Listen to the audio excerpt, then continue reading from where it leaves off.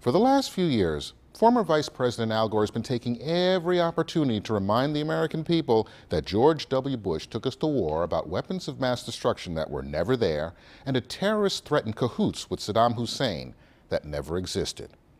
At a 2002 speech at George Washington University Law Center, Gore said, "They dare not admit the truth lest they look like complete fools for launching our country into a reckless, discretionary war against a nation that posed no immediate threat to us whatsoever." Almost 10 years earlier, in a speech to the liberal Center for National Policy, Gore said, "The conduct of the war will remain a proud memory for all Americans, but the full history must also include events before and after the war. That detailed record requires a little more time and effort to understand.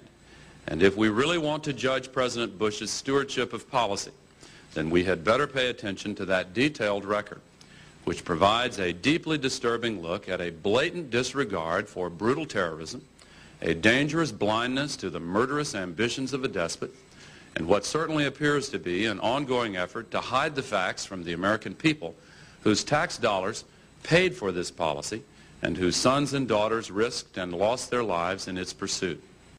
For example, in April of 1984, Bush personally lobbied the Ex-Im Bank's chairman, a friend from college days, to disregard the views of his own economists and extend credits to Iraq. Doubts about Iraq's creditworthiness were very well founded, but the overriding issue was whether Iraq could continue to hold on in the war with Iran. That's all that seemed to matter. In pursuit of that objective, the Reagan-Bush administration would overlook the fact that it was an Iraq-based group that masterminded the assassination attempt against Israel's ambassador to the United Kingdom, which occurred in June of 1982. This event, of course, triggered Israel's invasion of Lebanon, not exactly a minor consequence for U.S. policy. The Reagan-Bush administration was also prepared to overlook the fact that the terrorist who masterminded the attack on the Achille Lauro and the savage murder of American Leon Klinghoffer fled with Iraqi assistance. Nor did it seem to matter that the team of terrorists who set out to blow up the Rome airport came directly from Baghdad with suitcase bombs. Iraq not only stayed off the terrorist list, no matter what, but in November 1984, full diplomatic relations were established with the country. The U.S. government continued to exert every effort to channel assistance to Saddam Hussein, even with evidence that he was not only promoting terrorism, but was also pursuing a nuclear weapons program. As early as May of 1985, Assistant Secretary of Defense Richard Perle warned about the suspected diversion of U.S. exports of dual-use technology to the Iraqi nuclear weapons program. But Bush ensured that the flow of technology continued. In March 1987, Bush again took a prominent role. When Iraq's ambassador complained that our Defense Department was taking too long and being too cautious about export licenses for high-tech items, Bush apparently agreed with him that the Defense Department was being capricious and had to get with the program. There might have been a moment's pause for reflection when Iraqi aircraft intentionally attacked the USS Stark in May of 1987, killing 37 sailors, but the administration smoothed it over very fast. And most significant of all, in the same month, September of 1989, the CIA reported to Secretary of State Baker and other top Bush administration officials that Iraq was clandestinely procuring nuclear weapons technology through a global network of front companies. Did all of this make any impression at all on President Bush? Did his judgment on foreign policy come into play when he was told that this nation with a record of terrorism continuing was making a sustained, concerted effort to acquire weapons of mass destruction, nuclear, chemical, and biological? Well, evidently not, because in the midst of this flood of highly alarming information from the CIA, the Defense Department, the Energy Department, the Commerce Department, the Justice Department, the State Department, other agencies throughout the government, on October 2nd, 1989, President Bush signed a document known as NSD-26. NSD-26 mandated the pursuit of improved economic and political ties with Iraq on the assumption that Iraqi behavior could be modified by means of new favors to be granted. Well, perhaps so, if this were a state not under the complete control of a single man whose ruthlessness had already been totally apparent, and the text of NSD-26 blindly ignores the evidence already at the administration's disposal of Iraqi behavior in the past regarding human rights, terrorism, the use of chemical weapons, the pursuit of advanced weapons of mass destruction.